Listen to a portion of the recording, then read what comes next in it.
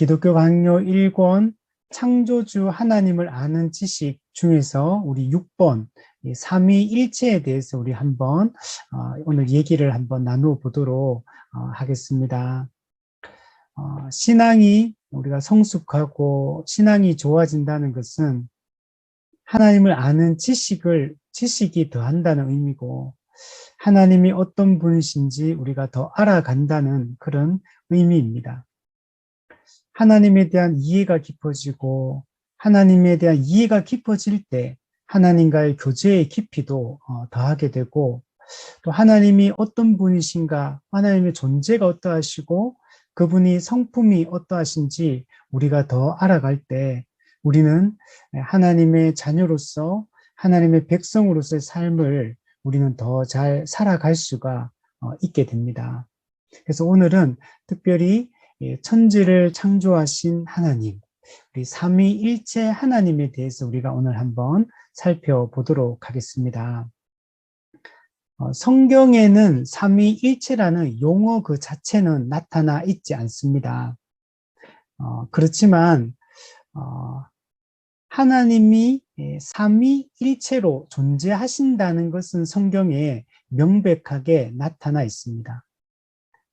하나님은 한 분 하나님, 유일하신 하나님이신데 그 하나님의 신성에 세 위격이 있다라고 이렇게 성경에서는 분명하게 이야기를 하고 있습니다.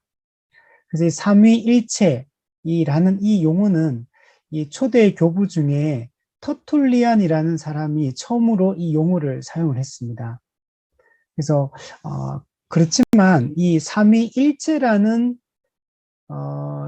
그 터툴리안이 이 용어를 처음으로 사용했는 거지, 이 개념이 그때 처음으로 등장했다라는 건 아닙니다.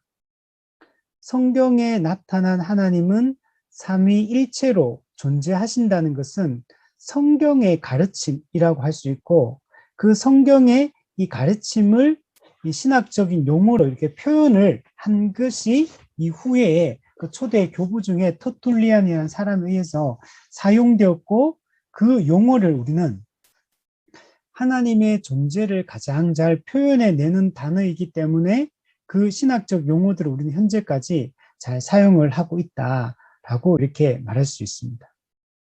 그래서 삼위일체, 하나님의 각 위는 삼위, 서로 구별되는 세 위격, 세 인격, 위라는 말은 그 한문으로 보면 자리 위자거든요.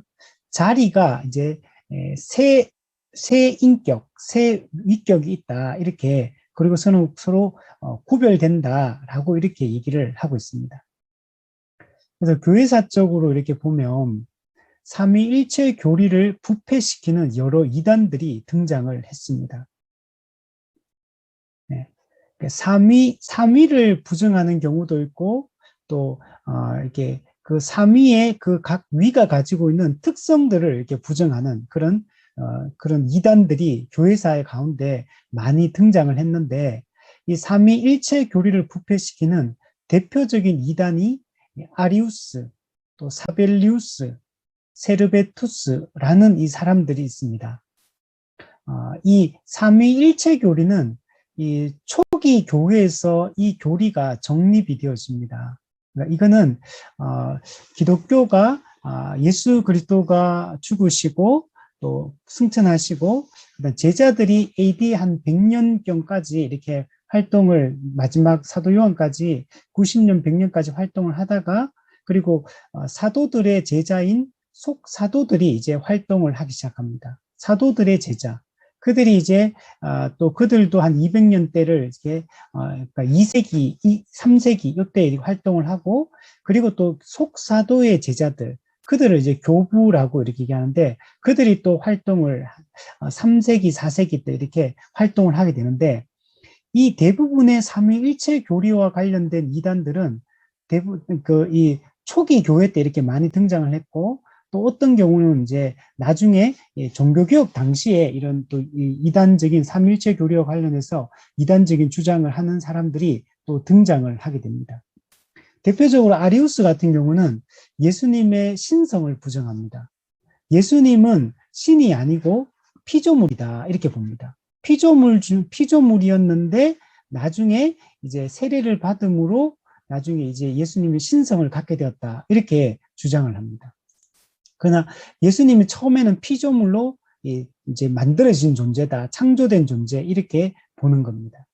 또 사벨리우스 이 사람은 삼위 하나님을 부정합니다. 성부, 성자, 성령 하나님 이걸 부정하고 일체이신 하나님만 강조합니다. 삼위는 부정하고 일체 한 분 하나님만 강조합니다. 그래서 이걸 이제 일신론이다 이렇게 얘기하기도 하는데 하나님은 한 분인데 그 한 하나님이 다른 세 개의 모습으로 나타난다 이렇게 보는 겁니다. 그 대표적으로 우리가 예를 들면 집에서는 아버지, 회사에서는 뭐 부장님, 또 뭐 교회에서는 집사님 이런 식으로 사람은 한 사람인데 어디에 있는가에 따라서 어떤 시대에 존재하는가에 따라서 그 이름이 다르게 불린다. 이렇게 말하는 게 이 사벨리우스의 주장이고 이런 걸 양태론이라고 얘기합니다. 또 우리가 대표적으로 양태론을 표현하는 방식이 태양이 있는데 눈에 보이는 동그란 태양이 있고 근데 그 태양은 열을 냅니다. 그래서 우리가 햇빛을 받으면 따뜻해지고 그리고 이 또 낮에는 빛을 비추기 때문에 태양이 동그란 태양, 그다음 빛, 그다음 열 이 세 가지가 다 태양은 하나인데 이 세 가지로 나타난다는 거죠. 하나님도 마찬가지다. 하나님은 한 분인데 하나님으로 나타나고 예수님으로 나타나고 성령님으로 나타나고 이렇게 주장하는 게 이제 사벨리우스의 주장입니다. 또 세르베투스라는 사람도 있는데 이 사람도 이제 약간 비슷한데 이렇게 말해요. 말씀은 영원한 하나님의 자기 표현 방식이다. 그러니까 하나님은 말씀으로 자기를 표현하셨다. 그리고 성령님은 어떤 분이냐면 사람들의 마음속에서 활동하는 하나님의 활동, 하나님의 능력, 이게 성령이다. 그러니까 성령을 인격적인 분으로 보는 게 아니고 하나님의 능력, 하나님의 파워, 하나님의 힘 이런 게 성령이다. 이렇게 표현하는 거예요. 그리고 성자 예수님 같은 경우는 어떻게 보냐면 성자 예수님은 원래 인간으로 이 땅에 예수가 태어났는데 그 인간 예수 플러스 그 하나님의 자기 표현 방식이라고 말했던 말씀, 영원한 로고스 말씀, 그 말씀과 인간 예수가 결합되어서 만들어진 게 성자 예수다. 우리가 믿고 있는 예수님이다. 이렇게 말합니다. 근데 원래는 인간으로 원래 태어났는데 그 말씀과 결합이 되면서 이제 이렇게 성자 예수가 되었다. 이렇게 말하는 게 이 세르베투스입니다. 그러니까 성경에서 얘기하는 삼위일체 개념과는 이 거리가 있다라는 것들을 알 수가 있습니다. 성부 하나님의 이 성부, 성자, 성령이 전부 다 하나님, 신성을 가진 하나님입니다. 즉 신이라는 거, 신. 스스로 존재하는 신이라는 거. 그 성부 하나님의 신성은 어디서 나타나냐면 모든 것을 작정하십니다.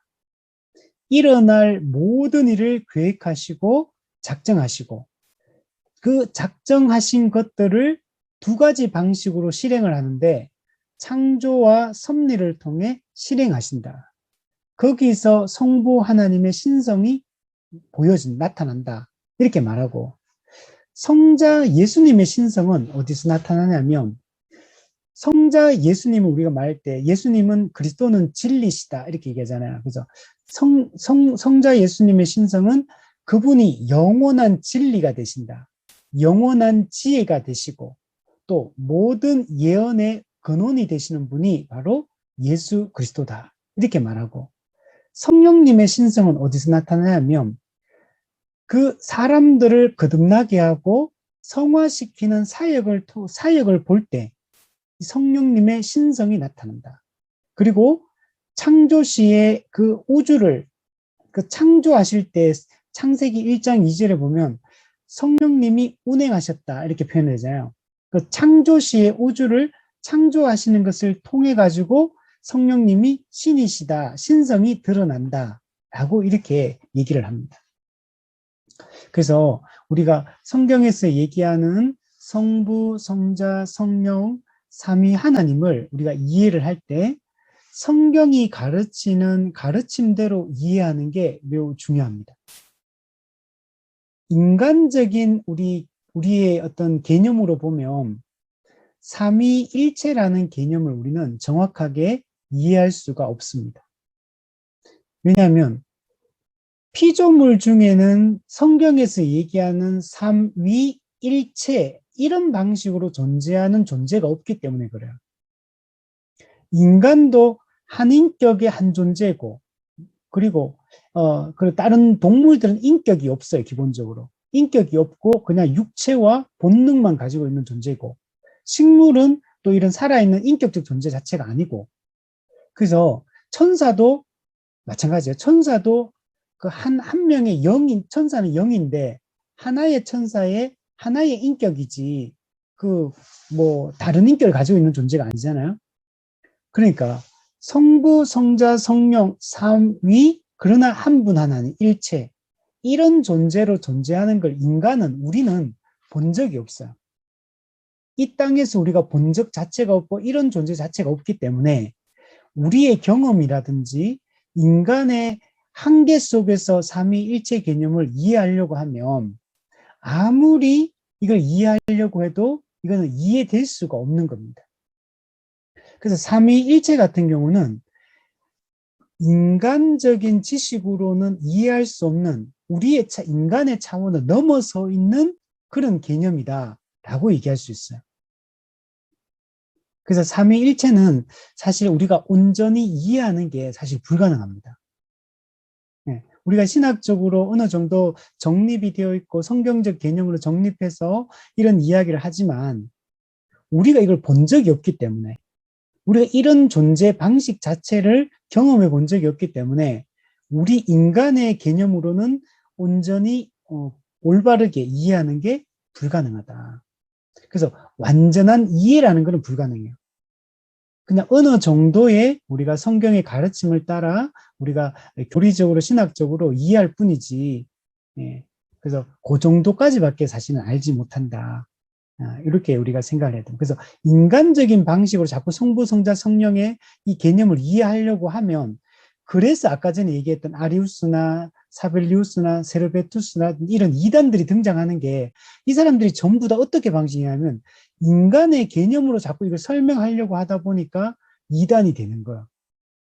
그냥 성경이 명백하게 딱 얘기하는 곳까지만 딱 이해하면 되는데, 성경에서는 분명히 우리가 지금 알고 있는 개혁신학에서 알고 있는 이 개념으로 성경 전체를 보면 설명을 하고 있거든요. 그러면 우리가 요거까지밖에 우리가 설명할 수 없고 이 정도까지 우리가 이해하면 되고, 성경이 그렇게 말하면 그냥 받아들이면 되는 건데, 자꾸 우리가 합리적으로 이걸 설명하려고 하다 보니까 이게 꼬이게 되고, 그러다 보니까 자꾸 논리적이고 합리적으로 하다 보니까 성경의 개념에서 벗어나게 되는 이런 우를 범하게 되는 겁니다. 그래서 성경에서 보면 이 삼위일체와 관련해서 삼신론이라는 게 있어요. 성부, 성자, 성령이 다 각각의 신이다. 그래서 신은 몇 명이냐? 3명의 신이 있다. 이렇게 말하는, 이런 걸 삼신론이라고 그러고, 일신론, 양태론 같은 거는 한 명인데 3개로 이렇게 나타나고 보이는 거다. 또 이런 식으로 설명하기도 하고. 근데 우리가 지금 믿는 거는 뭐냐면 유일신론입니다. 유일신론. 신은 유일한 한 분 하나님, 유일하신 하나님. 유일신론, 그러나 삼위로 존재하는 하나님. 이게 이제 성경에서 얘기하는 바예요. 그래서 성부, 성자, 성령 하나님을 인격적 하나님으로 이해를 해야 됩니다. 아까 전에 얘기했던 세르베투스처럼 성령님을 보통 비인격적 존재로 이해를 많이 하거든요. 그냥 하나님의 파워, 하나님의 또 뭐 영향력, 이런 식으로 이해를 하는데, 그렇게 이해하면 안 된다. 자, 우리 1번을 한번 보시면, 하나님께서 우리가 하나님에 대해 어리석은 생각을 하지 못하도록 나타내신 2가지 특성은 무엇인가? 네, 우리 인간 개념으로 하나님을 이해하려고 하니까 자꾸 오해가 생기고 하니까, 성경에서는 인간이 하나님에 대해서 어리석은 생각, 오해하고 왜곡된 생각을 하지 않도록 두 가지 하나님에 대해서 분명한 특징을 우리에게 말해줬다는 거. 그래서 우리는 성경이 하나님의 본질을 충분하게 다 나타내시지 않았어요. 하나님이 어떤 존재인가, 하나님 그분의 본질이 무엇인가를 모든 걸 인간이 완벽하게 100% 이해할 수 있도록 그렇게 성경에 나타낸 것은 여러분 아닙니다. 다만 하나님은 인간들이 하나님에 대해서 어리석은 상상을 하지 못하게 하기 위해서 하나님에 대해서 마음대로 그냥 하나님 이런 분이다라고 규정하지 못하게 하기 위해서 두 가지 하나님의 특성을 우리에게 나타내셨는데, 첫 번째는 뭐냐면 하나님의 무한성, 하나님은 무한하신 분이다라는 이 특징이고, 두 번째는 하나님은 영이다, 즉 영적인 본성을 가진 분이다. 그래서 영적 본성에 대한 이야기를 합니다. 하나님은 무한한 분이란 말은, 그러니까 인간은 유한한 존재잖아요. 유한한 우리 인간이 무한하신 하나님을 우리가 알 수가 없는 거예요. 우리 인간의 감각, 인간의 경험, 인간의 지성, 이걸로는 무한하신 하나님을 측량하는 게 불가능합니다.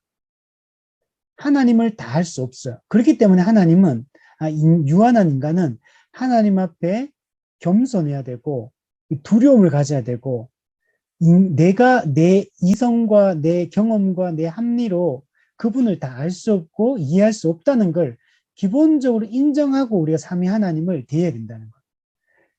우리가 신을 대하고 하나님을 대할 때는 이런 태도가 없이는 안 된다는 거예요. 무한하신 분이다. 로마서 11장 33절에 보면 깊도다 하나님의 지혜와 지식의 풍성하며 그의 판단은 헤아리지 못할 것이며 그의 길은 찾지 못할 것이로다. 누가 주의 마음을 알았느냐? 누가 그의 모사가 되었느냐? 누가 주께 먼저 들여서 갚으심을 받겠느냐? 네.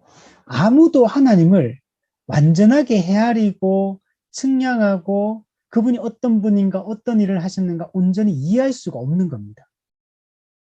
그렇기 때문에 하나님의 이 무한하심 때문에 우리는 하나님을 함부로 규정해서는 안 되는 거예요. 우리는 성경이 말하는 데까지만 하나님에 대해서 말할 수 있어요. 또 조금 전에 얘기했듯이 성경은 하나님의 본질에 대해서 충분하게 우리에게 다 설명해 주지 않습니다.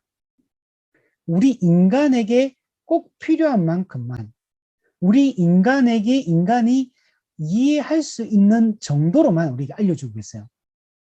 그렇기 때문에 무한하신 하나님이라는 이 특성을 이해한다면 함부로 우리가 하나님에 대해서 말해서는 안 된다. 우리는 겸손히 성경이 말하는 하나님에 대해서 우리가 성경을 통해서 우리가 알아가는 그 정도에서 거쳐야 되지, 그 이상의 어떤 성경이 말하지 않는 하나님에 대해서 말하고 함부로 하나님 이런 분이다라고 규정해서는 안 된다는 거예요. 자, 두 번째 특징은 하나님의 영적인 본성입니다. 왜 우리가 하나님에서 함부로 어리석은 상상을 하면 안 되느냐, 인간이. 하나님 무한하신 분이기 때문이기도 하고, 두 번째는 이분은 영적인 본성을 가지고 있기 때문에 그래요.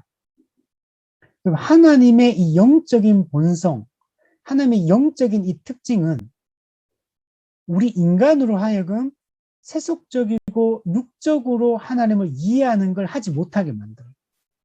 우리가 자꾸 그러잖아요. 아까 전에 그 양태론처럼 삼위일체를 설명하기 위해서 한 사람이 있는데 그 사람이 집에서는 아버지고 회사에 가면 부장님이고 교회 가면 집사님이고 이런 식으로 자꾸 설명을 하려고 하는 거예요. 그러니까 이런 식으로 설명하면 안 된다는 거예요. 이 세상에 있는 어떤 비유, 어떤 경험, 어떤 속담이든 뭐 비유든 세상에 있는 어떤 뭔가 빗대어서 설명할 수 있는 그 어떤 것들도 삼위일체 하나님을 설명해 낼 수가 없다는 거. 그분은 영적인 본성을 가지고 있는 분이에요. 영적인 분인 거예요. 그분은 이 피조물의 세계를 초월해 있는 분이에요. 근데 우리가 이 피조 세계에 속해 있는 어떤 개념이나 비유라든지 피조 세계에 있던 어떤 것들에 빗대어서 하나님을 설명해 내려고 하면 하나님의 본질이 왜곡될 수밖에 없는 것. 성경이 말하는 그 한 삼위일체 개념을 정확하게 설명해 낼 수가 없는 겁니다. 그래서 우리는 인간적으로 어리석은 상상들, 하나님에 대한 상상들을 해서는 안 된다. 디모데전서 6장에 보면 이런 말씀이 있어요. 오직 그에게만 죽지 아니함이 있고 가까이 가지 못할 빛에 거하시고 어떤 사람도 보지 못하였고 또 볼 수 없는 이시니 그에게 존귀와 영원한 권능을 돌릴지어다. 그분은 우리가 본 적이 없는 분이에요. 가까이 가지 못할 빛 가운데 있는 분이에요. 그래서 성경에 보면 구약 성경에 예수님, 그 하나님이 그 시내산에서 백성에게 나타나잖아요. 그때 하나님의 영광이 그분의 본질이 나타난 것도 아니에요. 그분이 임하시고 강림하신다는 것을 빽빽한 구름과 그 불타는 그 구름과 빽빽한 구름이 있고 번개와 천둥이 치고 또 큰 그런 소리가 나고 불빛이 이렇게 불꽃 같은 불빛이 그 안에서 화염이 막 보이고 이런 걸로 하나님이 나타나는 현상을 하나님이 임재하셨다는 걸 외적인 그런 수단들을 통해 그냥 보여주신 거거든요. 근데 이스라엘 백성들이 그때 어떻게 합니까? 그 시내산 밑에 하나님이 여기까지는 올라오지 말아라고 딱 그 경계선을 그려놨어요. 바리케이트를 탁 쳐놓은 거예요. 더 이상 올라오면 하나님 죽기 때문에 못 오게 올라오지 못해 바리케이트 쳐놓고 딱 했는데 그 밑에 있던 이스라엘 백성들 어떻게 합니까? 그 하나님 그분의 본질을 눈으로 본 것도 아니잖아요. 그분이 나타난 현상을 본 거거든. 그런데도 불구하고 두려워서 벌벌 떨어요, 밑에 있는 사람들이. 그분의 그 영광을 더 이상 그분이 하나님이 직접 우리에게 말씀하지 못하게 하시고 모세 당신이 올라가서 당신이 하나님의 소리 듣고 우리에게 전달해 달라. 이렇게 요청을 해요. 가까이 있는 것도 아니거든요. 저 산 밑에 그냥 바리케이트 쳐놓고 있는 거에 불과한데도 불구하고. 하나님은 가까이 가지 못할 빛에 가신 거예요. 우리가 지금은 하나님이라는 존재를 우리가 모르기 때문에 우리는 너무 이게 하나님을 너무 그냥 쉽게 생각하는, 가볍게. 그냥 뭐 하나님 그냥 좋은 아버지라 그러고 뭐 친구라 그러고 막 그러니까 말 그대로 그냥 친구처럼 그냥 대하는 거예요. 정말 이렇게 그분의 존재와 명예에 걸맞게, 그분의 영광에 걸맞게 그분을 대하지 못하고 있는 거예요. 근데 사실은 그분은 아주 크시고 우리가 너무 상상도 못할 분이거든요. 우리의 인간의 언어로는 표현할 수 없는 분이거든요. 그래서 성경에는 그분을 지극히 높은 분이다. 그분이 우리가 섬기는 하나님이고 그분이 우리의 아버지 되시는 분이라.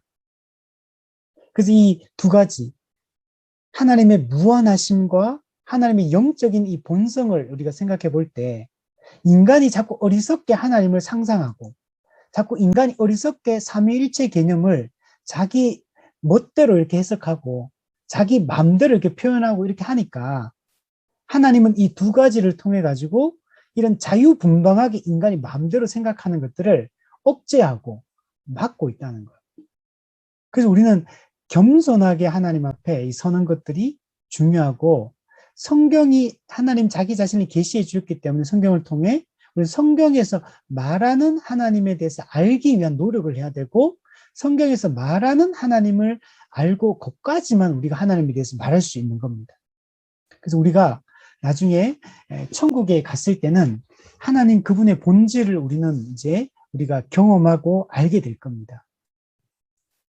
우리가 천국에 가면 깜짝 놀랄 거예요.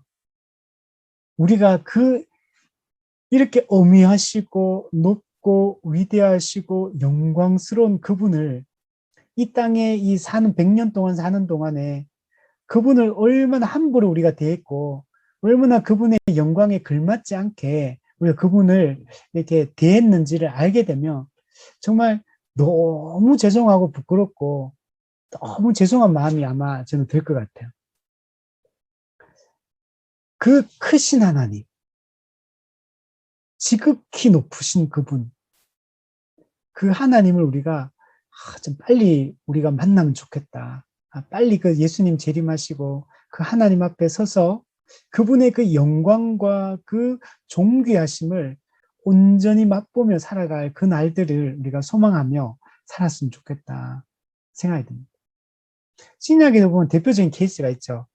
변화산상에서 베드로, 야고보, 요한이 올라갔을 때 예수님이 변화가 되시잖아요. 예수님이 가진 원래 신성의 그 영광의 빛이 비치잖아요. 그때 그 세 제자가 뭡니까? 여기에 초막을 짓고 여기 있고 싶다. 예. 제자들이 지금 비몽사몽간에 그냥 자기가 뭔 말 하는지도 모르면서 그 말을 하고 있어, 사실은. 왜 그러냐면, 그 그리스도의 그 신성, 그리스도의 그 신적 영광 앞에 딱 서는 순간, 어찌할 바를 모르겠는 거예요, 이게. 그리고 그건 이게 너무 좋은 거예요, 그 영광이. 하나님의 그 영광, 예수님의 그 신적 영광이 너무 아름답고 너무나 영광스럽고 너무 황홀하고 그러니까 이게 내려가기 싫은 거예요. 이게 너무 좋으니까. 우리 그런 경우 있습니까? 너무 좋아서 여기 딴 데 안 가고 싶다. 그냥 여기 계속 살았으면 좋겠다. 이 상태에서 이 영광 가운데 거하고 싶다. 그 마음인 거죠. 그 잠깐 그 빛을 잠깐 본 거에 불과한데도 그게 너무 충만한 거. 대표적으로 또 바울 같은 경우도 바울이 그 보면 하늘에 이제 삼층천에 올라갔다 이런 말 하잖아요. 그래서 계시를 본 게 지극히 큰 계시를 보고 여러 계시를 받았다. 그렇게 하면서 빌립보서 본 바울이 내가 빨리 그리스도와 함께 거하고 싶다. 내가 빨리 육체를 떠나가지고 내가 빨리 이 육신의 몸을 떠나서 그리스도와 함께 있고 싶다. 그러나 내가 여기 있는 것이 너희에게 지금 유익하기 때문에 하나님이 나를 데려가지 않고 나를 지금 현재 이 땅에 거하게 하는 거다. 왜? 바울을 통해 복음이 제자들에게 선포되어지고 바울을 통해 복음이 가르쳐지기 때문에. 근데 바울의 진짜 심정이 그거예요. 빨리 이 육체를 떠나 그리스도와 함께 있고 싶은 거. 그 영광 가운데 거하고 싶은 거. 바울은 삼층천에 올라가서 그 삼층천도 오해하시면 안 돼요. 뭐 하늘에 뭐 1층이 있고 2층이 3층이 있다 뭐 이런 게 아니고 그는 이제 그 낙원 그리스도가 계신 그것을 이제 비유적으로 표현하는 거지 뭐 계급이 있고 뭐 계단이 있고 이런 거 아닙니다. 여러분 오해하시면 안 됩니다. 자, 그래서 우리가 하나님이 이런 분이기 때문에 우리 성경에 말하는 삼위일체 하나님을 우리는 성경이 보여주는 모습대로 더 알아가기를 힘쓰고 그 안에서 그분의 영광을 맛보고 그것을 온전히 누릴 날들을 소망하며 살았으면 좋겠다. 그런 생각이 듭니다. 2번에 보시면 삼위의 중요성은 무엇입니까? 하나님께서는 자기 자신의 그 특성에 대해서 말할 때 두 가지를 얘기합니다. 자신이 홀로 한 분 하나님이다. 일체. 홀로 한 분, 유일하신 하나님이다. 요걸 이제 강조를 하고 있고, 두 번째는 동시에 하나님은 삼위로 존재하신다. 세 인격, 세 위격, 세 위격이 다 구별되는 세 위격으로 하나님이 존재하시지만 홀로 한 분 하나님이다. 유일하신 하나님이다. 요렇게 하나님을 우리가 이해하기를 원하시는 거예요. 그래서 이걸 한마디로 표현하면 이렇게 표현할 수 있어. 삼위 안에 한 분 하나님이다. 삼위 안에 한 분 유일하신 하나님으로 하나님은 자기 자신의 특성을 성경을 통해 계시하셨다. 이게 왜 중요하냐면 우리 지난주에 우상에 대한 얘기를 했는데 우상하고는 뚜렷하게 구별되는 하나님의 존재 방식인 거. 세상에 있는 어떠한 신도 성경에서 말하는 삼위일체의 방식으로 자신을 계시하고 자기를 주장하는 신이 없어요. 세상에 있는 모든 신이라고 불리는 모든 신들은 우상들은 삼위일체 개념하고는 전혀 개념이 달라요. 전부 다 그냥 그냥 한 신이 하나의 신, 개별적 신 이런 거예요. 개별적 신. 예를 들면 그리스나 로마 신화에 나오는 신들 어때요? 다 개별적 신들이다. 따로. 바다의 신, 뭐의 신, 뭐의 신, 그러니까 다 따로따로 다양한 신들이 존재하는 거. 그죠? 모든 세상에 있는 신들은 다 그런 식으로 존재해요. 근데 성경은 유일하게 삼위일체라는 방식으로 하나님을 설명하고 있다. 이게 하나님을 우상들로부터 다른 신들과 구별하는 아주 중요한 존재적 특징이에요.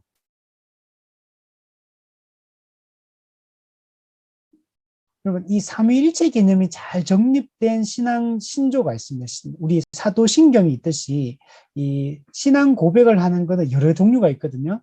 사도신경도 있고 니케아 신경도 있고 칼케톤 신경도 있고 니케아 콘스탄티노플 신경도 있고 아타나우시우스 신경도 있고 종교개혁 때 이루어졌던 도르트 신경도 있고 여러 가지 신경이 있고 신조가 있는데 그 중에 하나가 아타나시우스 신조예요.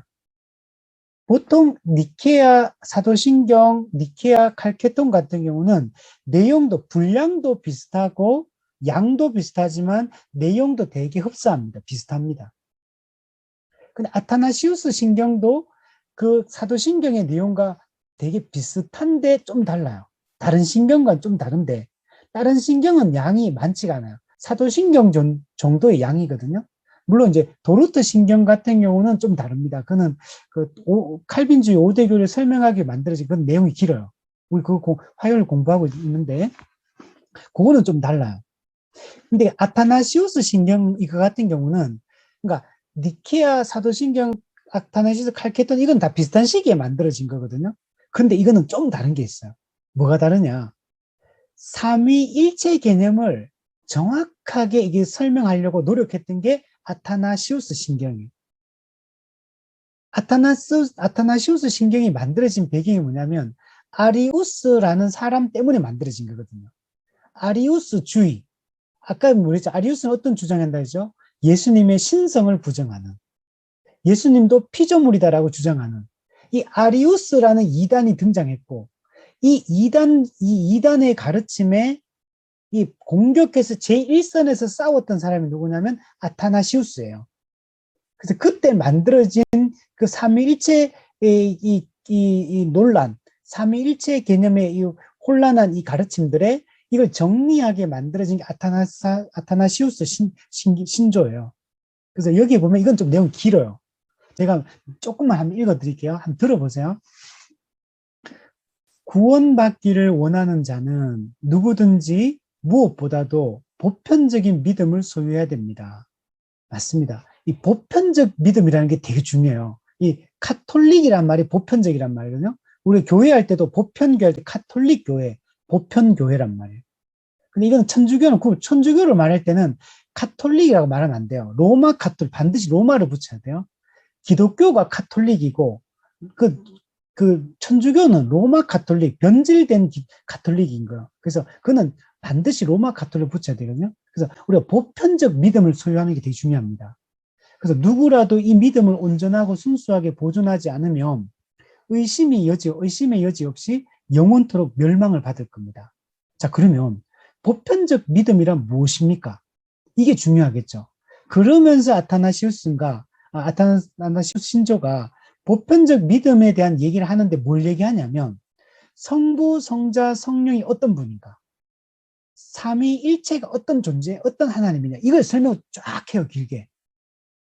그러니까 우리가 보편적 믿음을 갖는다는 말이 딴 말이 아니에요. 성부, 성자, 성령 하나님과 그분의 존재와 그분의 사역에 대해서 올바르게 이해하는 게 보편적인 믿음을 가졌다는 말이고, 보편적인 믿음을 가진 사람만이 구원을 받는다는 얘기예요.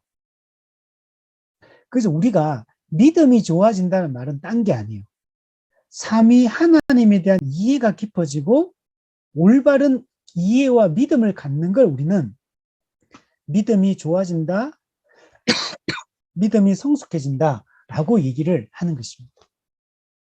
자, 그래서 그걸 한번 간단하게 설명해 보면 이렇게 말해요. 우리는 삼위로 계시는 한 분 하나님, 그러나 일체이신 삼위를 예배하되, 삼위로 계시는 한 분 하나님, 그러나 일체이신 하나님을 예배한다. 그 위격들을 섞지 않는다. 성부, 성자, 성령이 섞이지 않는다는 얘기예요. 혼합이 안 된다는 얘기예요. 그리고 성부, 성자, 성령이 가지고 있는 본질은 나누어지지 않는다. 나뉘지 않는다. 그러니까 성부, 각 위격은 각 그 본질은 똑같아요. 근데 위격의 특징은 달라요. 근데 이런 것들이 혼합되거나 나누어지거나 이렇게 되지 않는다는 거예요. 일체로서의 본질을 같은 본질을 가지고 있으면서도 각각의 위격적 특징은 각자가 소유를 하고 있는 거예요. 이해되시죠? 자, 왜냐하면 성부께서도 한 위격이시고 성자께서도 한 위격이시고 성령께서도 한 위격이시기 때문입니다. 즉 구별된 세 인격이 존재한다는 거예요. 그렇기 때문에 이게 섞이지 않는다는 거예요. 그러나 성부와 성자와 성령은 다 한 하나님이다. 그러면 인격이 구별된다고 해서 세 하나님이냐 삼신론이냐 아니란 얘기예요. 성부, 성자, 성령은 다 한 하나님이다. 그리고 영광은 동등하고 성부의 영광, 성자의 영광, 성령의 영광이 똑같다는 얘기, 이꼴이라는 얘기예요. 우리가 생각할 때는 하나님의 영광이 제일 높을 것 같잖아요. 그렇지 않다는 거예요. 영광이 동등하고 위엄도 다 함께 영원하다. 성부의 위엄, 성자의 위엄, 성령의 위엄, 그 높으심이 똑같다는 얘기예요. 이게 성경에서 얘기하는 기본적으로 삼위를 설명하는 방식이에요. 아타나시우스 신조는 요거는 이제 1번부터 제가 6번까지만 읽었어요. 이거는 30 몇 번까지 있거든요. 번호가 30 몇 번까지 있어요. 근데 아주 간단하게 제가 앞부분 설명, 좀 이따 한 번 더 다른 부분을 또 설명해 볼게요. 자, 3번에 한번 보면 삼위가 나뉠 수 없음을 어떻게 설명하는가? 성부는 자신의 고유한 특성에 관한 한 성자와 구별됩니다. 즉 무슨 말이냐? 성부, 성자, 성령이 본질도 같고 영광도 똑같고 위엄도 똑같고 모든 게 다 똑같아요.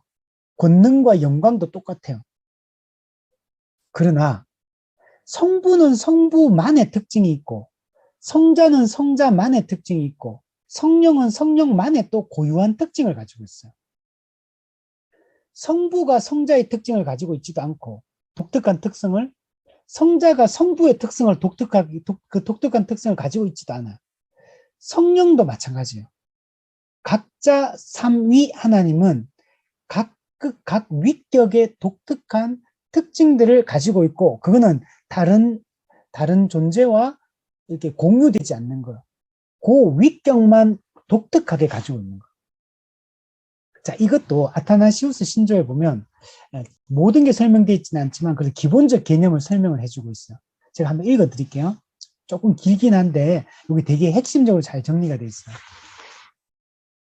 그러니까 지금 제가 이 아타나시우스 신조는 물론 칼빈이 이제 이거 말한 건 아닙니다. 그런데 칼빈의 사상이 이 사상을 다 담고 있어요. 그래서 제가 가장 잘 보여주기 때문에 이걸 제가 예를 들어 설명합니다. 성부께서는 무엇으로부터도 만들어지지 않으셨고 성부 하나님은 무엇으로부터도 만들어지지 않으셨고 창조되지 않으셨으며 나시지 않으셨습니다. 이게 성부 하나님의 독특한 특징이에요. 자, 두 번째, 성자께서는 오직 성부로부터만 나오시고, 자, 이 달라지죠. 아까 성부 하나님은 무엇으로부터도 만들어지지 않았다 그랬어요. 나시지 않았다 그랬어요. 근데 성자는 성부 하나님으로부터 나오셨다. 이걸 신학적으로 뭐라고 말하냐면 영원한 발생이라고 말해요. 영원한 발생 또는 영원한 발출이라고 표현합니다. 근데 발생되었다 그러면 우리가 뭔가로부터 나왔다는 말이니까 뭔가 그러면 자기를 넣게 했던 그 존재보다는 더 작은 존재처럼 느껴지잖아요. 그래서 시작된 시점이 있는 것처럼 느껴지잖아요. 발생됐다 그러니까. 발생되기 전과 발생된 이후가 시간적 갭이 있잖아요. 근데 이 발생이 영원한 발생이 영원한. 그러면 이 영원히 그러면 발생되었 영원한 발생이란 말은 성자 예수님은 존재하지 않았던 적이 없다는 얘기예요. 영원 전부터 성자 예수님도 항상 존재하셨다는 얘기를 하는 거. 그런데 그 성자 예수님이 하나님으로부터 나오신 거, 영원한 발생된 것도 또 맞아요. 개념이 이해가 되십니까? 좀 어렵게 느껴지죠. 근데 이게 이제 성경에서 말하는 신학적 결론입니다. 우리 정통 신학에서 말하는 이게 설명이에요. 계속 읽어볼게요. 자, 그래서 성부는 무엇으로부터 만들어지지 않았고 창조되지 않고 나시지 않았지만 성자는 성부로부터 나오시고 그러나 만들어진 건 아니에요. 또한 창조되지도 않으셨어요. 그러나 나셨어요. 성부 하나님으로부터. 자, 세 번째. 성령께서는 아까 성자는 성부로부터 나오셨다 그랬잖아요. 근데 성령은 성부와 성자로부터 나오셨어요. 성령님은. 그러나 그렇다고 해서 성령님은 만들어진 건 아니에요. 창조되지도 않으셨어요. 예수님처럼 성부 하나님으로부터 나시지는 않으셨지만 성부와 성자로부터 나오셨어요. 이게 성령님의 독특한 인격적 특징이에요. 위격의 특징. 자, 그래서 그리고 하시는 일도 달라요. 성부 하나님의 사역과 성자 예수님의 사역과 성령 하나님의 사역도 달라요. 이걸 경륜적 삼위일체라고 그래요. 아까 삼위일체라고 말할 때는 기본적으로 우리가 말할 때는 그는 존재론적 삼위일체, 본체론적 삼위일체를 얘기해요. 본질이 똑같고 권능과 영광이 동일하다. 이게 이제 본체론적 삼위일체고. 근데 그분은 각 위격의 특징이 다르고, 위격의 특징이 다른 거는 이거는 본체론적 삼위일체의 특징입니다. 성부, 성자, 성령은 위격은 달라요. 그리고 구별된 위격을 가지고 있고 각 위격은 독특한 자기만의 독특한 특징을 가지고 있다. 그리고 그 역할도 다르다. 성부는 구원을 계획하고 성자는 구원을 성취하고 성령은 구원을 적용한다. 성부는 창조하시고 성자는 성취하시고 성령은 성화하신다. 각자의 역할이 다른 거. 자, 그러나 이 삼위일체에 있어서 이렇게 말해요. 누구도 앞서 계시거나 뒤에 계시지 않으며 누구도 더 크거나 더 작지 않다. 우리가 앞에 보면 나오시고 나오셨다 이렇게 하니까 누가 누구보다 더 큰 것처럼 느껴지잖아요. 앞선 것 같고 누가 뒤선 것 같잖아요. 그런데 그분은 영원한 발생이고 영원히 존재하는 존재였기 때문에 앞서거나 뒤서거나 크거나 작거나 하는 개념이 없는 것. 이 개념으로 보면 우리는 도무지 이 개념을 이해할 수가 없는 거예요. 분명히 나오셨고 나셨다 해놓고 또 시점적으로 영혼이라고 말하고 이러니까 그런데 이게 성경에 설명하는 방식이에요. 자, 여러분 이 개념이 제 설명은 이해가 되시나요? 그냥 대충 이해가 되면 돼요. 우선 이거는 지금은 우리 머리로 이런 존재 방식을 가진 존재를 우리 이해할 수가 없잖아요. 그죠? 근데 성경에서 하나님을 이렇게 설명하고 있다. 우리 이렇게 받아들여야 됩니다. 자, 그리고 또 이렇게 합니다. 그러면서 성경에서는 예수님의 위격적 특징을 아주 강조해서 말합니다. 자, 이것도 중요한 거요. 한번 들어보세요. 그러므로 구원받기를 원하는 자는 이와 같이 삼위일체를 깨달아야 됩니다. 나아가 영원한 구원을 받기 위해서는 우리 주 예수 그리스도의 성육신도 신실하게 믿어야 됩니다. 왜냐하면 바른 믿음이란 우리 주 예수 그리스도께서 하나님의 아들이시오 하나님이시며 사람이시라는 것을 믿고 고백하는 것이기 때문입니다.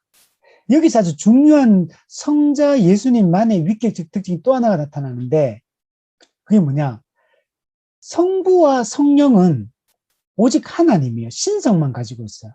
근데 성자 예수님은 완전한 하나님이면서 완전한 사람이에요. 예수님만의 독특한 특징이에요. 신성을 가지고 있으면서 동시에 인성을 가지고 있는 위격적 특징을 가지고 있다는 거예요. 이렇게 말합니다. 성자께서는 하나님으로서는 성부의 본질에서 나오시고, 아까 얘기했죠? 성자는 성부로부터 나오셨다 했죠? 성부의 본질로부터 성자가 나오셨어요. 네. 그러나 창세전에 나셨으며, 영원전에 나셨다니, 그 영원한 발생이라고 했죠? 그러나 사람으로서는 인성적 측면이 또 있는 거예요. 사람으로서는 모친의 본질, 즉 마리아의 우리 인간하고 똑같다는 얘기예요. 마리아의 본질에서 이 세상에 태어나셨어요. 그래서 성자는 완전한 하나님이시면서도 이성을 가진, 우리 인간하고 똑같은 이성을 가진 영혼을 가지고 있고 인간의 육신을 모두 갖고 계시는 완전한 사람이십니다. 신성에 있어서는 성자는 성부와 동등하십니다. 그러나 예수님의 인성에 있어서는 성부보다 낮으십니다. 성부 하나님이 더 높아요. 왜? 그분은 신성이고 인성적 측면에서 예수님은 성부보다 낮아요. 신성으로 봤을 때는 성부와 성자가 똑같지만 인성적 측면을 봤을 때는 낮은 존재예요. 그분은 하나님이시며 동시에 사람이시지만 또 그러나 그럼 두 그리스도냐? 그리스도가 두 명이냐 하면 아니다. 한 그리스도다. 한 분 그리스도다. 이렇게 또 얘기해요. 신성을 가지고 있고 인성을 가지고 있지만 두 그리스도가 아니라 한 그리스도, 한 분 그리스도다. 이렇게 말해요. 하나이신 것은 즉 신성도 있고 인성도 있으면 두 개인 것처럼 보이죠. 하나가 아닌 것처럼 보이잖아요. 근데 신성과 인성이 하나인 것은 신성이 육신으로 바뀌어서 그런 게 아니다. 즉 무슨 말이냐면 예수님이 이 땅에 성육신 하실 때 신성이 인성으로 바뀌어서 이 땅에 오셨고 예수님이 승천하실 때 그 인성이 신성으로 또 바뀌어가지고 다시 신성으로 하나님이 올라가시고 승천하신 게 아니고 예수님은 원래 신성을 가지고 있어요. 신성을 가지고 이 땅에 오셨어. 인간으로 태어났어요. 인간으로 태어날 때 인성을 취하신 거예요. 하나님의 신성을 가지고 있는 상태에서 신성을 가지고 있는 상태에서 인성을 취해서 신성과 인성이 하나로 결합이 돼 있어요. 그리고 예수님은 이 땅에 인간으로 33년 동안 이 땅에 사실 때 신성과 인성을 동시에 결합된 상태에서 계속 살았어요. 예수님은 하늘로 승천하셨죠. 신성과 인성이 결합된 상태 지금도 존재하고 계세요. 예수님 재림하실 때 신성과 인성을 같이 결합된 상태에 재림하세요. 그리고 이 땅에서 영원히 우리와 함께 사세요. 하나님 나라가 완성되고 나서 그러면 예수님의 인성이 사라지는 거냐? 아니요. 신성과 인성을 가진 상태에서 영원히 예수님은 사시는 거. 이게 예수님만의 중요한 위격적 특징이에요. 이해되십니까? 이게 되게 신학적으로 되게 중요한 내용이에요. 이 얘기가. 자, 뒤에 보면 또 이런 얘기가 있어요. 온전히 하나이신 것은 즉 신성과 인성이 하나로 결합되어 있는 것은 그러면 신성과 인성이 이렇게 결합되면서 섞여버렸느냐? 섞인 게 아니라는 얘기예요. 예를 들면 물에다가 포도 음료수를 딱 따로 못하게 되면 물과 포도 음료가 섞여버려요. 근데 물에다가 기름을 딱 부으면 어떻게 됩니까? 물과 기름이 딱 분리가 돼요. 분리가 돼 있지만 붙어 있어요. 예수님 어떤 분이냐면 신성을 가지고 있는데 인성을 취했다고 해서 신성에서 결합해서 섞여버리는 게 아니고 신성이 있고 인성이 이렇게 그냥 붙어 있는 거예요. 이렇게 존재하는 거예요. 예수님은. 그래서 이게 신성과 인성의 본질이 혼합되는 게 아니에요. 혼합이 안 된 상태지만 그러나 이게 또 분리되어 있는 것도 아니에요. 딱 결합이 되어 있는 거. 이게 예수님이 이 땅에 존재하는 방법이다. 그래서 이성을 가진 영혼과 인간의 육신이 한 사람을 이루고 있는 것처럼 신성과 인성이 한 그리스도 안에서 결합이 되어 있다. 그분은 우리의 구원을 위하여 고난을 받으시고 이건 왜 가능합니까? 육신을 가지고 있기 때문에 이런 게 가능해요. 완전한 사람이기 때문에 이게 가능해요. 고난을 받고 음부에 내려가셨으며 3일 만에 죽은 자 가운데 부활하셨으며 하늘에 오르셨으며 하나님 우편에 앉아 계시고 거기로부터 살아있는 자와 죽은 자를 심판하기 위해 이 땅에 다시 재림하실 것이다. 이거는 오직 예수님만 이 일을 하시는 거예요. 예수님이 위격적 특징이에요, 이거는. 성령님은 이런 일을 안 하시잖아요. 하나님도 이런 일을 안 하시잖아요. 예수님만 이런 일을 하시는 거. 자, 좀 길게 설명했는데, 그러나 삼위가 구별된다고 해서 삼위 하나님의 본질이 또 구별되는 걸로 이해하면 안 돼요. 본질은 나뉘지도 않고 혼합되지도 않고 구별되는 것도 아니에요. 그러니까 위격이 구별되는 거지 본질이 구별되는 건 아니에요. 그래서 각 위는 특별한 그 특성에 의해서 구별된다. 그러나 하나님의 본질은 똑같은 하나, 단일한 하나이기 때문에 본질이 나눌 수는 없어요. 그렇잖아요. 본질이 나뉜단 말은 성부, 성자, 성령이 다른 하나님이 된다는 얘기예요. 본질이 바뀔 수는 없어요.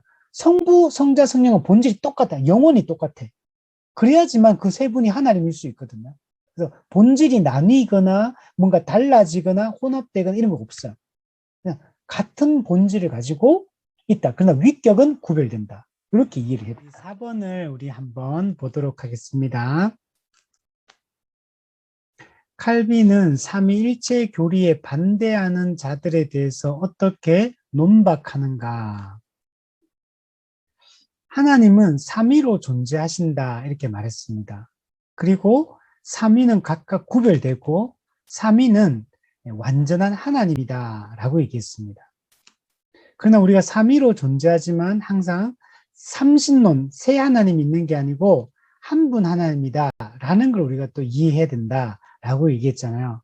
근데 아까 전에 있던 이단들 같은 경우는 삼위를 부정하기도 하고 일체에 대해서 오해하기도 해요. 그래서 여러 가지 그런 삼위일체 교리와 관련된 이 잘못된 교리들을 우리가 좀 생각하는 게 중요합니다.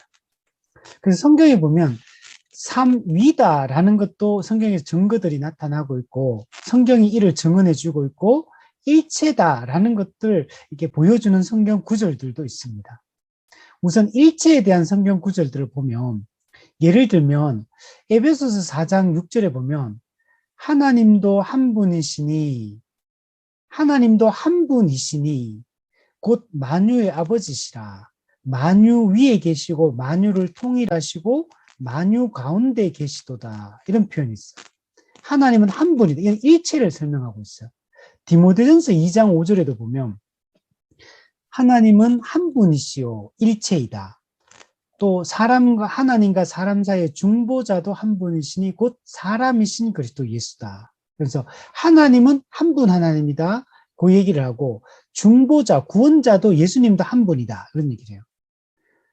구약 같은 경우도 보면 이 구약에도 이런 구절들이 많이 나타나는데 대표적으로 이사야 37장 16절에 보면 그룹은 천사를 얘기하죠. 그룹 사이에 계신 이스라엘 만군의 여호와여 주는 천하 만국의 유일하신 하나님이시라.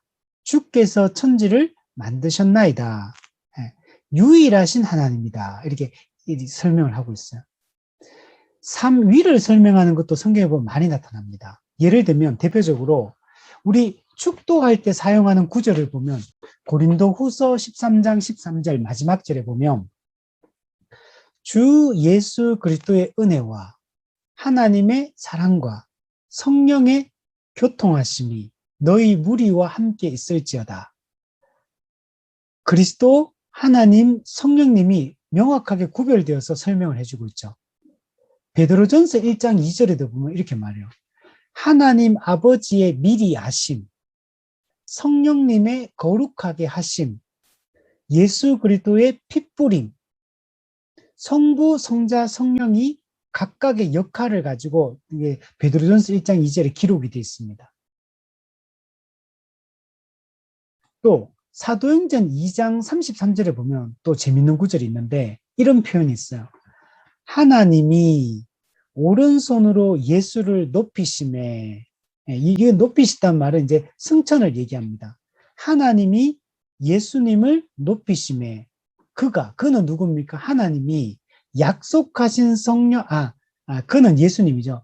약속하신 성령을 아버지께 받아서 너희가 보고 듣는 이것을 부어주셨다. 그러니까 하나님은 예수님을 높였고 높아지신 예수님은 약속하신 성령, 즉 하나님 아버지가 약속하신 성령을 하나님으로부터 받아서 우리 사람에게, 교회에게 부어주셨다. 성부, 성자, 성령이 구별되어서 이렇게 나타나는 것들을 볼 수 있습니다.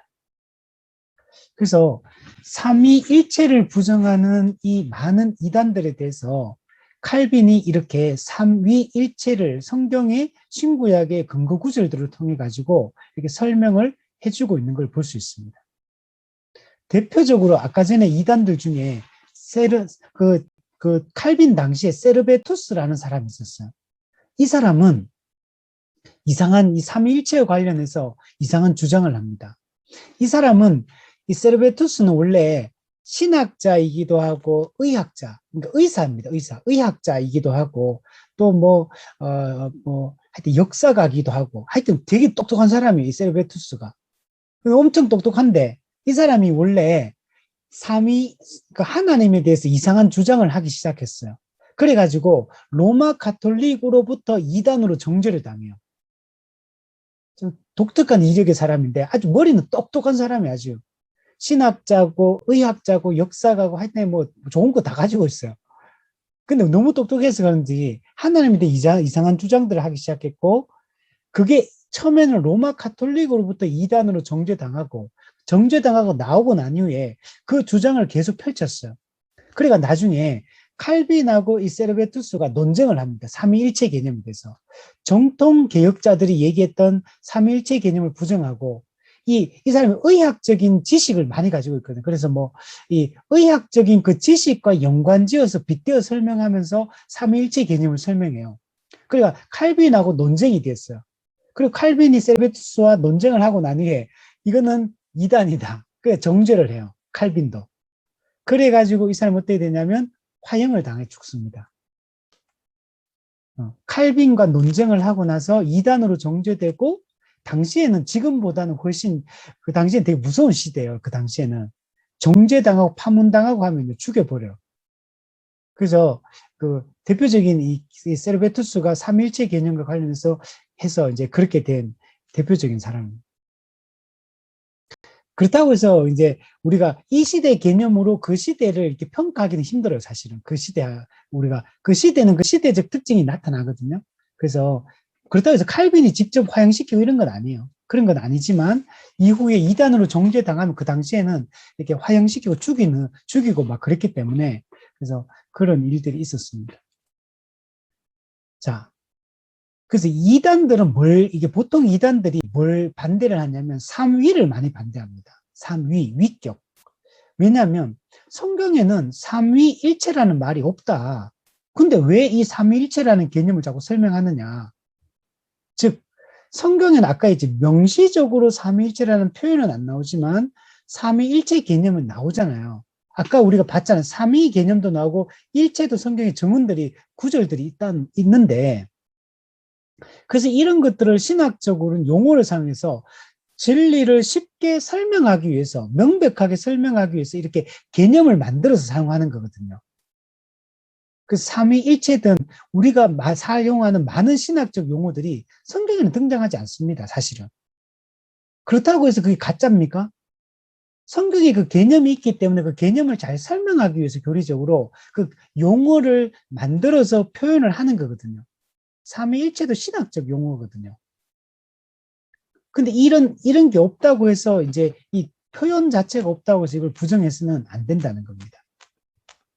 이에 대해서 칼빈은 그래서 그 아리우스의 주장도 반박하고 또 아까는 사벨리우스의 주장도 반박하고 그리고 세르베투스의 이 주장도 반박하고 그래서 이런 이단들의 이 가르침들이 이 삼위일체 개념을 왜곡시키는 이런 개념들이 성경의 하나님으로부터 멀어지게 하고 성경의 하나님을 믿지 못하도록 만들기 때문에 이런 것들에 대해서 칼빈은 다 정죄를 했습니다.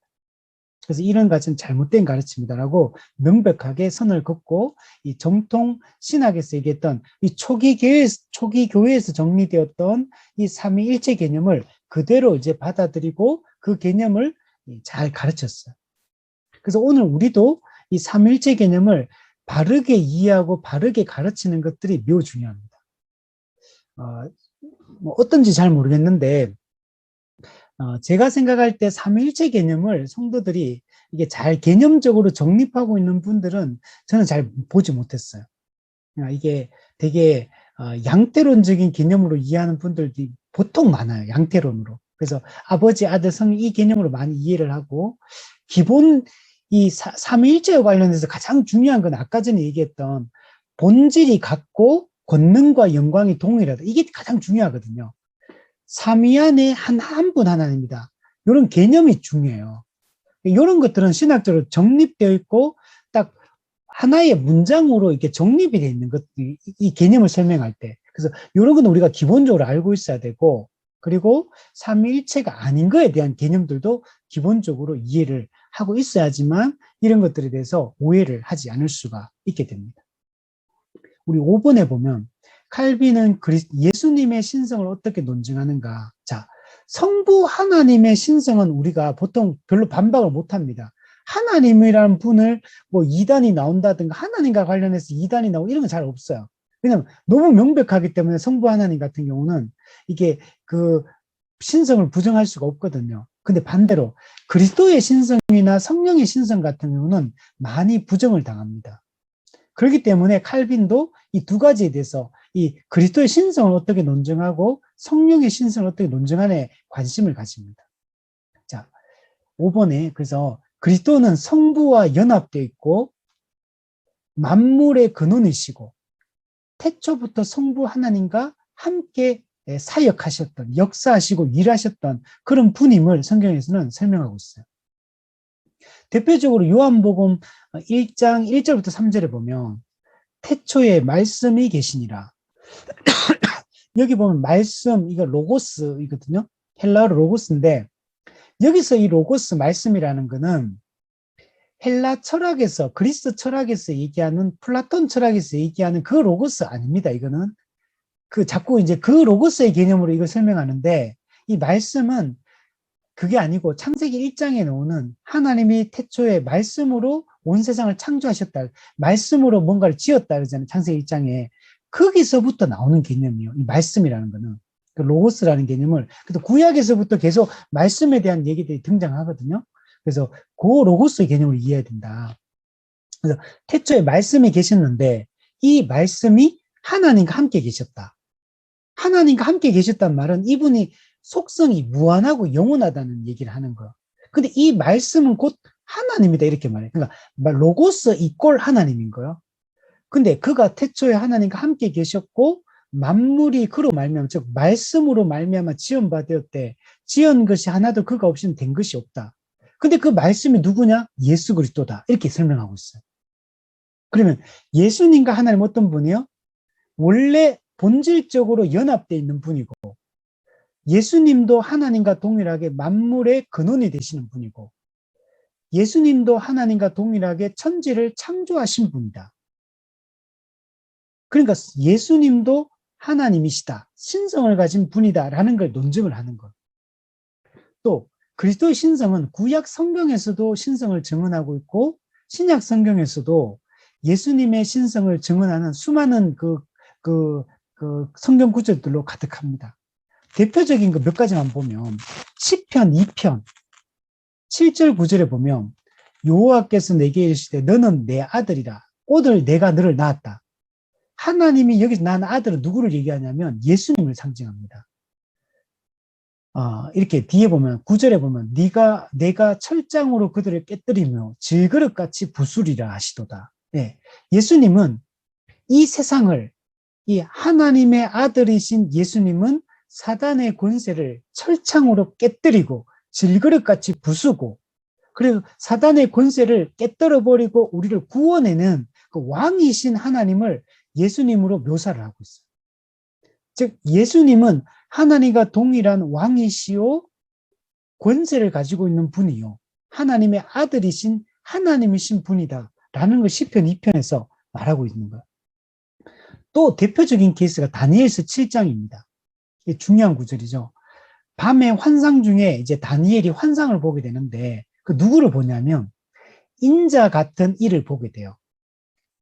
그래서 여러분 예수님이 그 복음서에 보면 자기 자신을 말할 때 인자가 이런 말 쓰잖아요. 인자는 사람의 아들이라는 말 뜻이에요. 근데 인자라는 말은 예수님의 인성에 대한 얘기를 하는 게 아니고 예수님의 신성에 대한 얘기를 하는 거예요. 인자라고 예수님을 지칭할 때는 반드시 예수님이 하나님이시오, 이분이 메시아다, 예수님의 신성에 대한 얘기를 하고 있다, 이렇게 봐야 됩니다. 그래서 인자 같은 이가 하늘 구름을 타고 와서, 이분은 하늘에 있는 구름을 타는 분이에요. 그리고 옛적부터 항상 계신 이에게 나아가 그 앞으로 인도되매, 옛적부터 항상 계시는 분이 누구겠습니까? 영원 전부터 존재하시는 하나님을 얘기하는 거죠. 근데 그 하나님이 예수님에게 뭘 주냐면 인자에게 권세와 영광과 나라를 준다. 여러분, 권세는 누구에게 속한 거예요? 하나님께 속한 거예요. 영광, 하나님의 영광을 말해요. 나라, 하나님의 통치권. 그 하나님이 가지고 있는 권세, 영광, 통치권을 예수님에게 주었다, 이렇게 말해요. 그리고 모든 백성과 나라와 다른 언어를 말하는 모든 자들이 예수님을 섬기겠다. 그러니까 존재하는 모든 존재는 예수님을 섬깁니다. 그의 권세는 소멸되지 않는 영원한 권세, 그의 나라는 멸망하지 않는다. 즉 예수님은 하나님 나라의 왕이 되셔서 온 세상을 만물을 다스리는 분이다. 이분이 바로 왕적 존재 하나님이다 라는 얘기를 하고 있는 거예요. 또 신약에 넘어오면 마태복음 3장 예수님 세례받을 때 뭐라 그럽니까? 하늘로부터 소리가 있기를 이는 내 사랑하는 아들이요 내 기뻐하는 자다. 하나님이 내 아들이다 이렇게 얘기하는 거예요. 우리가 독생자 외아들이라고 할 때 그는 뭘 말하냐? 예수님은 하나님의 외아들 독생자란 말은 예수님은 하나님의 본질을 가진 하나님이다 이 얘기를 하고 있는 거거든요. 아들은 하나님의 아들이란 말은 예수님은 하나님이다 이 얘기를 하고 있어요. 또 대표적으로 요한복음 20장에 도마가 의심 많은 도마가 말하기를 나의 주님이시오 나의 하나님이시니다. 예수님은 주시오 하나님이다 라고 공개적으로 고백하고 있어요. 에베소서 4장 8절 그가 위로 올라가실 때 사로잡혔던 자들을 사로잡으시고 사람들에게 선물을 주셨다 하셨도다. 자, 이 말은 예수님은 땅으로 내려오신 분이고 하늘로 올라가신 분이거든요. 근데 이 말씀은 시편 68편을 인용한 거예요. 근데 시편 68편에 거기서 보면 주께서 높은 곳으로 오르시고 사로잡은 자들을 취하고 선물을 사람들에게 받으시며 반역자들로부터 받으시니 여호와 하나님이 그들과 함께 계시기 때문이다. 자, 시편 68편에서 그 주님은 누구냐면 성부 하나님을 지칭해요. 성부 하나님의 그 권능을 이 구절을 에베소서에서 바울이 인용해 와서 예수님에게 하나님의 권능을 예수님에게 적용해서 설명하고 있어요. 예수님은 어떤 분이냐? 예수님의 권능은 하나님의 권능과 동일한 권능이다 라는 걸 보여주고 있는 겁니다.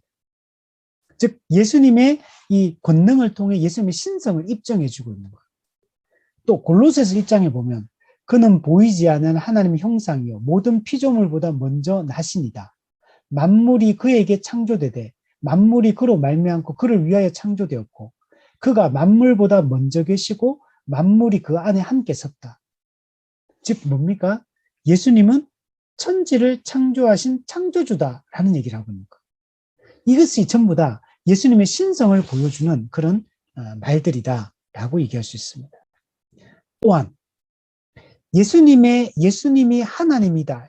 그리스도의 신성을 보여주는 건 뭐냐면 예수님의 사역 그 자체가 예수님의 신이다라는 것을 보여주고 있고 예수님이 행하시는 어떤 기적, 표적을 통해서도 예수님이 신적 존재다라는 걸 보여주고 있습니다. 여러분, 예수님 어떤 분이냐? 사역을 통해서 성육신하시고 공생애를 거치시고 죽으시고 부활하시고 승천하시고 성령을 보내주시고 재림하시고 이 모든 행위들이 구약 성경에 기록되어 있는 하나님의 아들이신 메시아가 수행하는 일들을 예수님이 수행했다는 얘기는 이분이 구약에 예언된 하나님의 아들 메시아다라는 걸 입증해 주는 거예요. 또 예수님이 행한 기적을 보세요.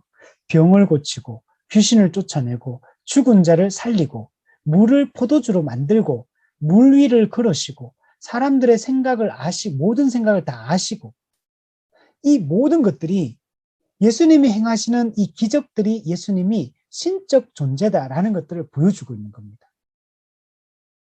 그래서 그리스도의 신성을 이런 식으로 칼빈은 이렇게 묘사를 해서 설명해 주고 있어요.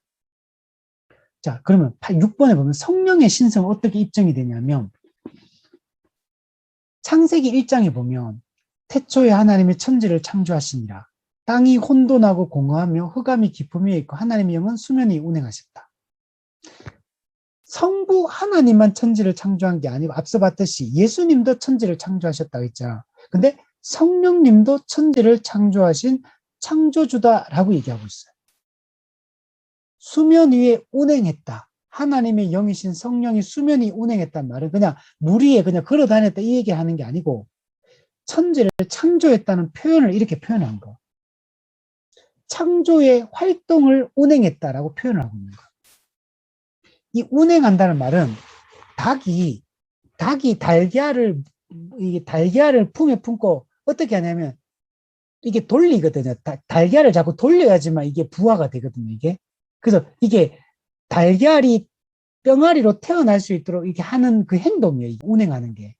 성령님이 물 위를 운행했다는 말은 성령님이 이렇게 세상을 이렇게 돌려가지고 창조했다는 얘기예요. 창조했다.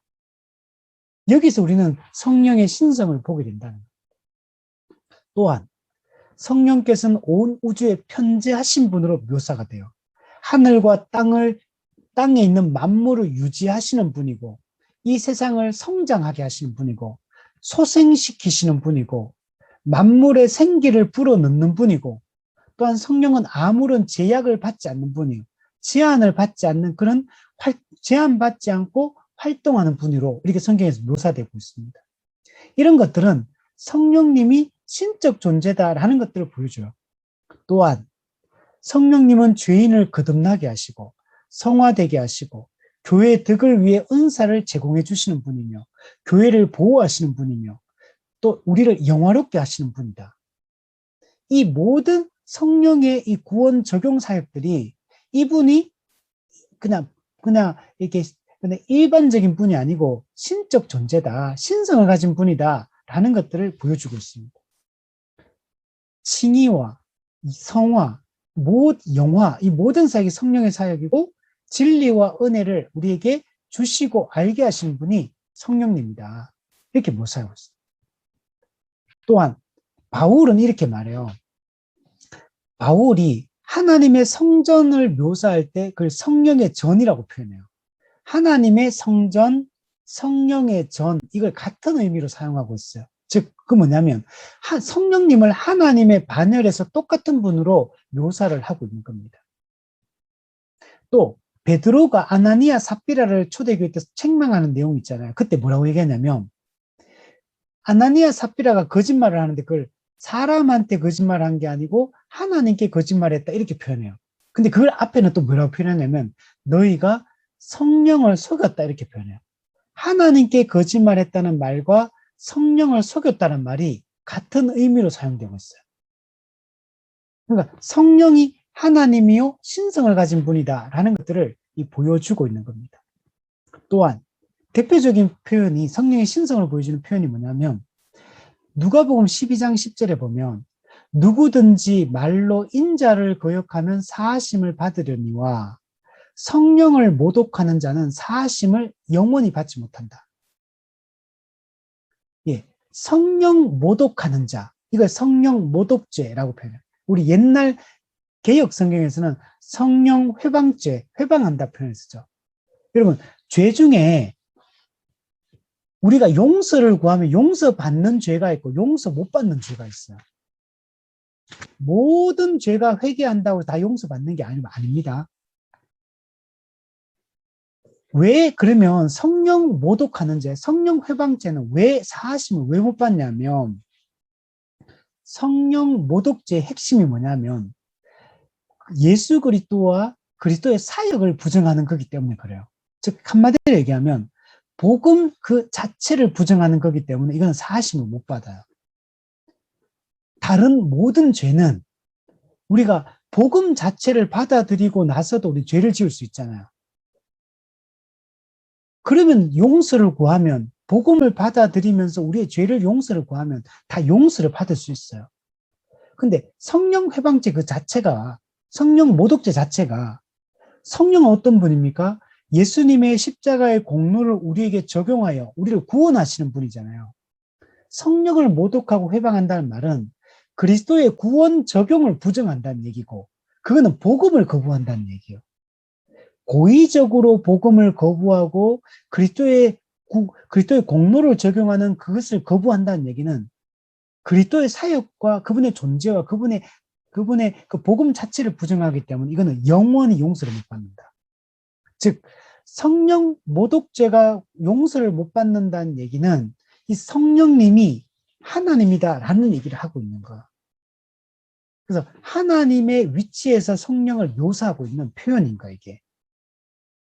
그래서 성령의 신성을 이제 이런 여러 가지로 통해 가지고 이 칼빈은 이 표현을 하고 있는 겁니다. 우리 7번에 보면 삼위는 어떻게 구별되는가? 예, 성부, 성자, 성령은 실제적으로 구별됩니다. 아까 얘기했듯이 각 위는 독특한 특성과 사역을 통해서 구별이 되는 거. 존재론적 삼위일체 개념으로 봤을 때는 성부, 성자, 성령이 본질과 권능과 영광이 동일하고 동등하기 때문에 우리가 구별이 안 되는 것처럼 보이지만 삼위, 인격의 독특한 특징으로 보면 뚜렷하게 구별되는 분이에요. 아까 얘기했잖아요. 그죠? 성부는 성부만의 위격적 특징이 있고 성자는 성자만 고유하게 가지고 있는 위격적 특징이 있고 성령은 성령만이 가지고 있는 고유한 위격적 특징이 있는 거예요. 그래서 뚜렷하게 실제적으로 구별이 된다. 그러나 삼위가 본질이 나뉘는 것은 아니다 그랬죠. 이 말은 삼위 하나님 간에 있는 본질적 연합, 일체로서의 한 분 하나님, 유일하신 하나님으로서의 그 삼위 하나님 간의 그 연합은 절대로 나뉘어지지 않습니다. 그러면 성부는 어떤 분이냐면 만물의 근원이요 원천이 되십니다. 성자는 만물을 질서 있게 하는 사역을 하시는 분이에요. 성령은 모든 일이 실제로 일어나게 하고 모든 것을 효과적으로 효과가 나타나게 하시는 분이 이 성령 하나님이에요. 성부 하나님의 이 사역을 우리는 창조 사역이라고 말하고 성자 예수님의 사역을 성취 사역이라고 말하고 성령 하나님의 사역을 이제 적용 사역 또는 성화 사역이라고 이렇게 표현합니다. 자, 8번에 마지막으로 보면 삼위의 구별이 하나님의 본질의 연합에 어떤 영향을 주는가. 자, 삼위가 구별돼, 근데 일체로서 삼위는 본질적으로 연합되어 있다 했잖아요. 삼위의 연합은 깨어지지 않고 나뉘어지지 않는데, 근데 삼위가 구별돼요. 삼위가 구별되는 게 본질적으로 삼위 하나님의 연합에 어떤 영향을 주느냐는 거예요. 자, 성자는 성자와 똑같은 영을 소유하기 때문에 성자와 성부는 한 하나님이고 성령은 성부와 성자의 영이시기 때문에 성부와 성자 모두 다른 존재가 아니라 성부, 성자가 동일 본질의 하나님이다 라고 우리가 이렇게 얘기를 하는데 우리가 이 한 분 하나님을 믿는다고 할 때 우리가 그 하나님이라는 이 명칭 자체는 단일하고 유일하신 본질을 가진 걸로 이해를 해야 되고 근데 그 하나의 본질 안에 세 위격이 존재하는 것으로 이해를 우리가 해야 되고 그리고 삼위의 구별은 각각의 위격적 특징을 가지고 있다, 존재한다 라고 우리가 이해를 해야 됩니다. 그래서 삼위가 구별된다고 해서 하나님의 본질이 나뉘어지거나 뭐 이렇게 깨어지거나 이렇게 하느냐 그렇게 되지 않는다는 얘기를 하는 거예요. 각자가 각 위격의 특징을 고유하게 가지고 있고 그 역할을 다르게 한다 하더라도 본질적인 삼위 하나님의 연합 자체가 그렇다고 해서 깨어지거나 나뉘어지는 것은 아니다. 그러니까 그 본질의 연합은 계속 유지되면서도 삼위 각자의 특징은 또 동시에 나타난다. 동시에 그 역할들을 수행하고 그 역할들이 동일하게 수행이 되어진다. 이렇게 봐야 된다는 겁니다. 그래서 이걸 경륜적 삼위일체라고 얘기했죠. 그래서 성부는 구원을 계획하시고 성자는 구원을 성취하시고 성령은 구원을 적용하십니다. 그렇다고 해서 성부, 성자, 성령이 하는 역할이 다르다고 해서 세 분이 하는 일이 다른 일을 하는 거냐면 다른 일을 하는 게 아닌 거예요. 그래서 이걸 약간 이제 이게 좀 비유가 적절한지는 모르겠지만 건축을 할 때 건축을 설계하는 분이 있고 설계하는 설계자가 있고 그다음에 건축을 실제로 시공하는 사람들이 있고 그리고 실제로 그 건축된 건물 안에 살아가는 사람이 있는 거예요. 적용되어서 실제로 그 맛보고 살아가는 사람도 있는 거죠. 그렇다고 해서 그걸 구분할 수 있냐면 구분할 수 없다는 거. 그냥 이게 하나의 집을 짓기 위해 이제 그 역할들이 이제 다르다. 이런 의미로 이제 우리가 경륜적 삼일체 개념을 이해하는 게 중요합니다. 그래서 이 경륜적 삼일체 개념에서는 성부 하나님은 본질이 동일한 분이지만 성부를 우리는 아버지라고 부르고 성자와 성부와의 이 관계에서 성자를 아들이라 불러요. 그리고 성령님 어떻게 부르냐면 하나님의 영 또는 그리스도의 영이라고 불리어지는 겁니다. 근데 아버지, 아들, 그의 영이라고 표현한다고 해서 성부, 성자가 누가 누구보다 높고 낮거나 크거나 작거나 한 건 아니라는 거예요. 그래서 본질적 연합은 계속적으로 유지되고 깨어지지 않으면서 삼위의 그 독특한 사역적, 그 존재적 특징과 사역적 특징은 계속적으로 이루어지고 있는 것이다. 이렇게 우리가 이해를 해야 된다는 겁니다. 네, 우리 오늘은 여기까지 우리 하도록 하겠습니다. 네, 우리 오늘 하면서 삼위일체에 대한 오늘 얘기들을 좀 나눴는데 충분하진 않은 것 같아요. 충분하진 않지만 우리가 짧은 시간에 좀 본질적으로 좀 해야 될 얘기들을 하고 사실 삼일체 개념은 좀 더 깊이 좀 생각하고 공부할 필요가 있어요. 사실 더 신학적으로 정리되어 있고 정립되어 있는 것들은 제가 오늘 설명한 거는 아주 기본적인 이제 몇 가지만 이렇게 설명을 했던 거고 사실 칼빈도 더 깊이 얘기하고 실제로 우리 개혁신학에서 삼일체와 관련해서 우리가 완전하게 이해하지는 못하지만 더 많이 정립이 되어 있습니다. 사실은.